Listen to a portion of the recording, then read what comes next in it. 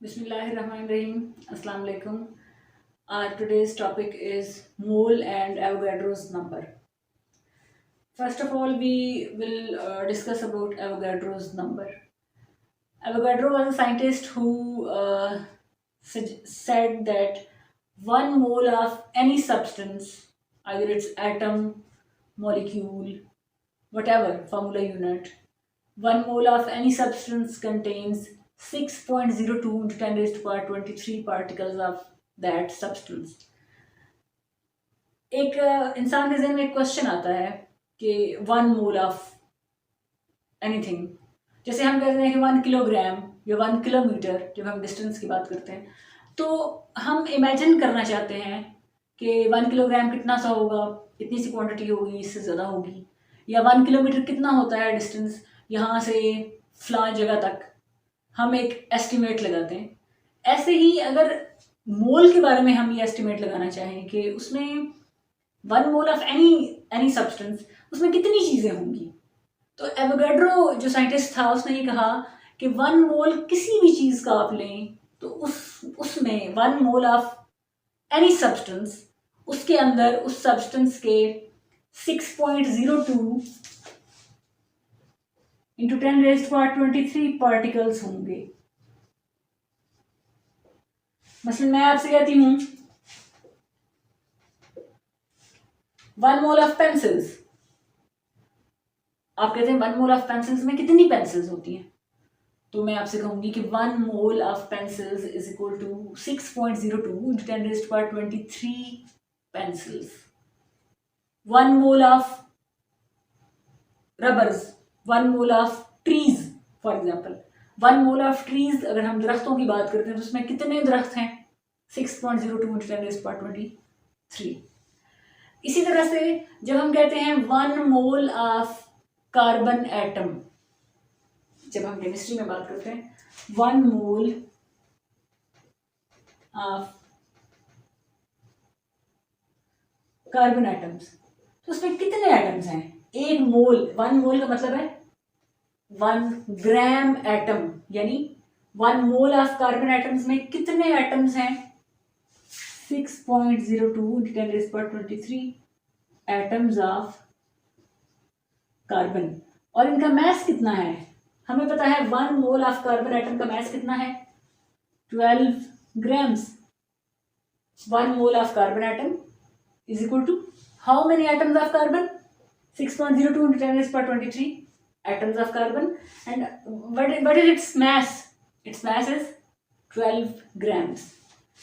If I say 1 mole of chlorine gas, chlorine gas हमें पता है डायटोमिक गैस है Cl2, इसमें इसके कितने मॉलिक्यूल्स हैं, अब Cl2 is showing that it is a molecule, इसमें कितने मॉलिक्यूल्स हैं, 1 mole of chlorine gas contains how many molecules of chlorine, it would be 6.02 into 10 raised to power 23 molecules of chlorine, and its mass, if we talk about the mass of chlorine, 1 mole of chlorine, एक chlorine 35.5, Cl2, it would be 35.5 multiplied by 2, it would become 71 grams. So 1 mole of chlorine gas has 71 grams mass, and how many molecules of chlorine are there, 6.02 into 10 raised to power 23 molecules। ठीक है, इसी तरह से आप sulphuric acid कर लें, कोई सा भी एटम या मॉलिक्यूल आप ले सकते हैं। अब सवाल ये पैदा होता है कि जब आपने कैलकुलेशंस करनी है तो आपके पास, आपने नंबर ऑफ पार्टिकल्स कैलकुलेट करने, नंबर ऑफ पार्टिकल्स में एटम्स भी हो सकते हैं, मॉलिक्यूल्स भी हो सकते हैं, आयंस भी हो सकते हैं, और फार्मूला यूनिट्स भी हो सकती हैं। So it's a general term particle. आपने अगर नंबर ऑफ पार्टिकल्स कैलकुलेट करने हैं तो आपके पास फिर वही बात कि आपके पास मैथमेटिकल कोई फॉर्म होनी चाहिए, कोई फार्मूला होना चाहिए जिसको आप यूज करके कैलकुलेट करेंगे। सो मैथमेटिकली वी से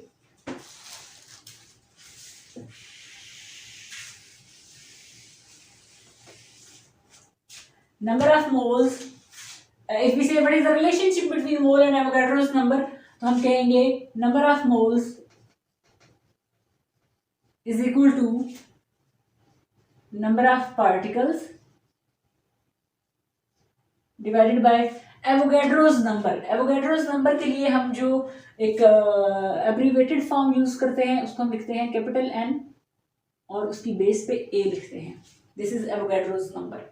so number of particles divided by Avogadro's number, तो इस एवोगाड्रोस नंबर पूरा लिखने के बजाय हम इसको यू लिख लेते हैं। This is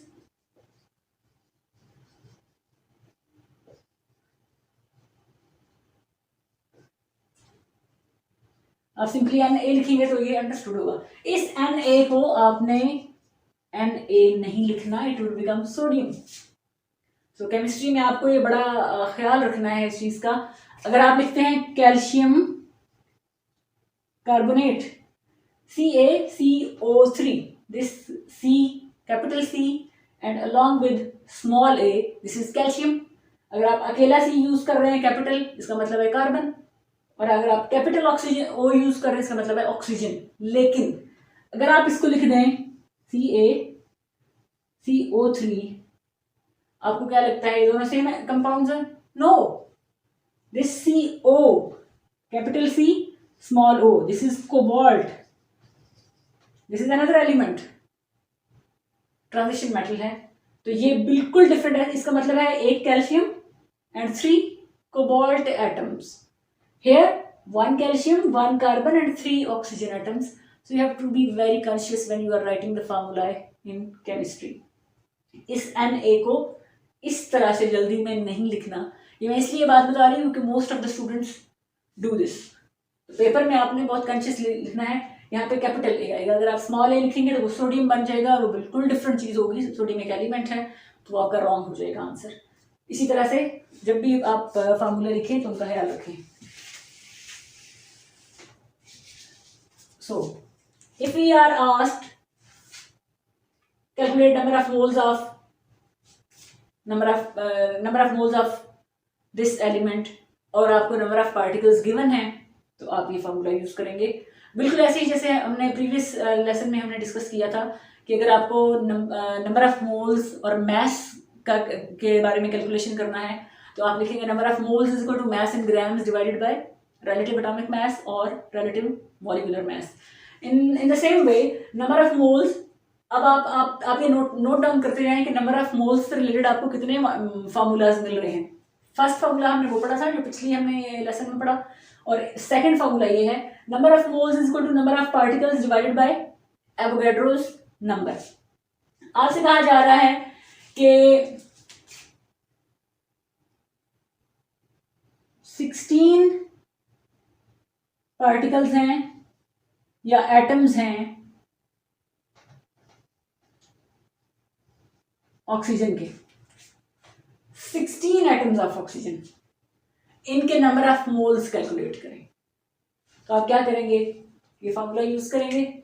number of particles यानी नंबर ऑफ एटम्स जो आपको गिवन है 16 है, डिवाइडेड बाय एवोगाड्रोस नंबर 6.02 × 10⁻23। आप इसको कैलकुलेट करेंगे। 16 पे 6.02 को डिवाइड करेंगे, जो आंसर आएगा वो लिखेंगे, साथ मल्टीप्लाइड बाय 10। अभी 10⁻23 नीचे था, डिनोमिनेटर था। जब आप इसको न्यूमरेटर बनाएंगे, इसको ऊपर उठा के लेके जाएंगे आंसर लिखते हुए, तो दिस 23 वुड बिकम -23। आपने इस चीज का ख्याल रखना है, वरना पूरा आंसर गलत हो जाएगा। जो ओ लेवल्स के स्टूडेंट्स हैं उनके लिए मैं बता दूं, जितनी भी ओ लेवल्स की बुक्स हैं उनमें एवोगाड्रोस नंबर हमेशा मेंशन होता है 6 × 10⁻23, उसमें 0.02 नहीं मेंशन होता। लेकिन जो मैट्रिक और एफएससी की बुक्स हैं उनमें हमेशा एवोगाड्रोस नंबर 6.02 × 10⁻23 होता है। तो इससे कोई बहुत ज़्यादा आंसर में फ़र्क नहीं आता, लेकिन आपको कंफ्यूज होने की ज़रूरत नहीं है। जो ओ लेवल्स के स्टूडेंट्स हैं वो यहाँ पे 0.02 ना लिखें, जो मैट्रिक और एफएससी वाले हैं वो ये लिखें। लेकिन इस बात का बहुत ख्याल रखें, 16 पर डिवाइड करेंगे 6.02 को, जो आपका आंसर आया है वो आप यहाँ लिखेंगे, मल्टीप्लाइड बाय, अब ये जो पूरा आंसर है टोटल उसके साथ आप 10 की पावर लिख रहे हैं, तो 10 रेज़ टू पावर को आप यहाँ पर ये 23 था जब आप इसको, और ये डिनोमिनेटर था, जब आप इसको न्यूमरेटर बनाएंगे ये अब ऊपर चला जाएगा, अब आप इसको फ्रैक्शन की फॉर्म में नहीं लिख रहे, तो दिस 23 विल बिकम -23। और अगर ये यहाँ पर अगर कोई आप ऐसा न्यूमेरिकल कर रहे हैं, अगर माइनस में वैल्यू हो और फिर वो डिनोमिनेटर में हो और आंसर में जब वो न्यूमरेटर में जाएगी तो उसका जो साइन है वो ऑपोजिट हो जाएगा, वो प्लस में हो जाएगा। अगर माइनस में था तो प्लस में हो जाएगा, प्लस में था तो माइनस में हो जाएगा। सो आपने इस बात का ख्याल रखना है।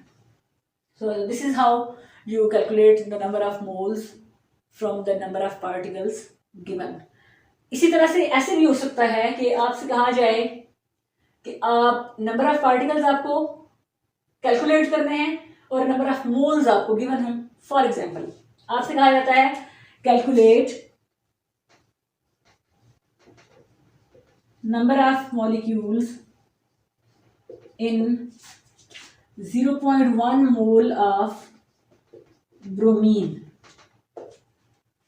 ब्रोमीन इज एन एलिमेंट जो कि पीरियोडिक टेबल के ग्रुप 7 में पाया जाता है, और ये फ्लोरीन सबसे ऊपर, फिर क्लोरीन और उससे नीचे ब्रोमीन तीसरे नंबर पर। इसका एटॉमिक नंबर होता है 35 और इसका मास है 80। तो आपको कहा जा रहा है कि नंबर ऑफ मॉलिक्यूल्स कैलकुलेट करें and you are given the number of moles. अब नंबर ऑफ मॉलिक्यूल्स का मतलब है नंबर ऑफ पार्टिकल्स। आपको ये ज़हन में लाना है कि आपको कौन सा फॉर्मूला यूज करना है जिसमें नंबर ऑफ मोल्स भी हों और नंबर ऑफ पार्टिकल्स भी हों। So here is the formula, again you will use this formula. लेकिन नंबर ऑफ मोल्स आपको ऑलरेडी गिवन है, आप यहाँ पर लिखेंगे 0.1 multiply is equal to number of particles, यानी कि नंबर ऑफ मॉलिक्यूल्स आपको कैलकुलेट करने हैं। आप लिखेंगे number of molecules divided by Avogadro's number. जो चीज यहाँ पे डिवाइड हो रही है वो साइन ऑफ इक्वालिटी के ऑपोजिट साइड पे जाके मल्टीप्लाई हो जाएगी। सो 0.1 multiplied by 6.02 into 10 raised to power 23 is equal to number of molecules। एक चीज और, जैसे हम इस पूरे को उठाकर इस साइड पर लेकर आए, यहां पर आपने कंफ्यूज नहीं होना कि 10 raised to power 23 नीचे था, अब आप इसको उठा के यहां लाए तो इसका साइन चेंज क्यों नहीं हुआ। This is totally different from this case. यहां आप उसी पोजीशन पे, आप साइन ऑफ इक्वालिटी की दूसरी साइड पे नहीं है, आप यहीं पर हैं।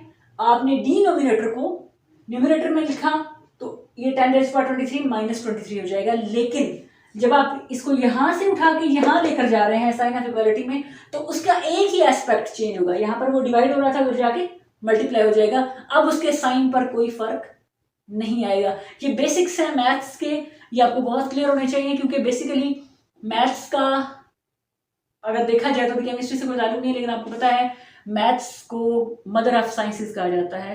उसकी वजह यह है कि जितने भी साइंटिफिक नॉलेज है वो सारे का सारा डिराइव्ड है, कहीं ना कहीं उसका लिंक मैथ्स से निकल आता है।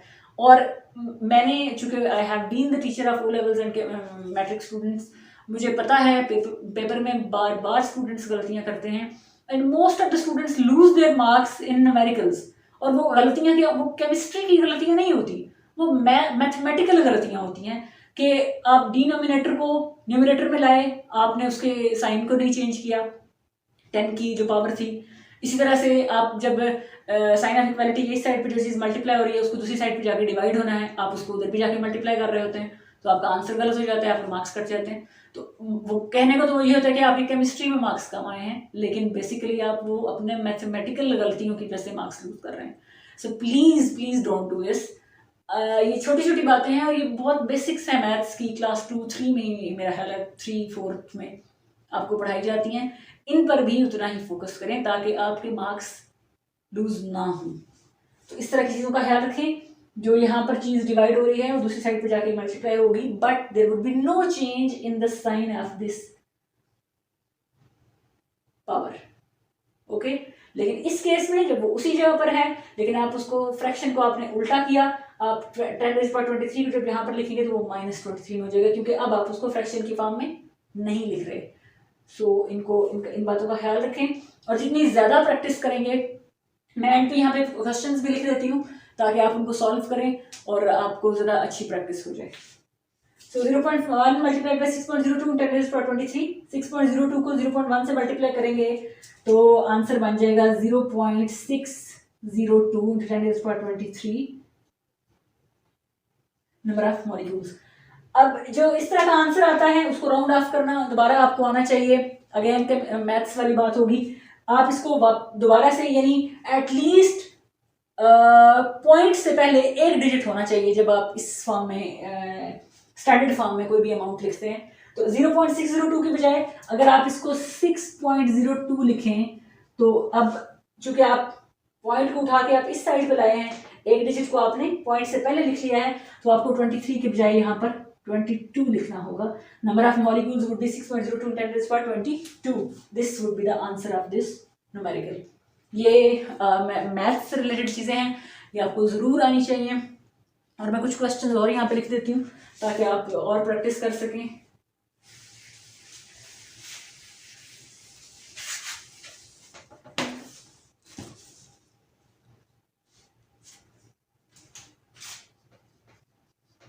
How many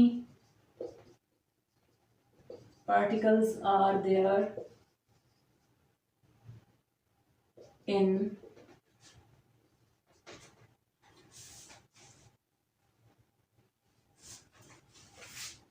0.2 moles of carbon dioxide,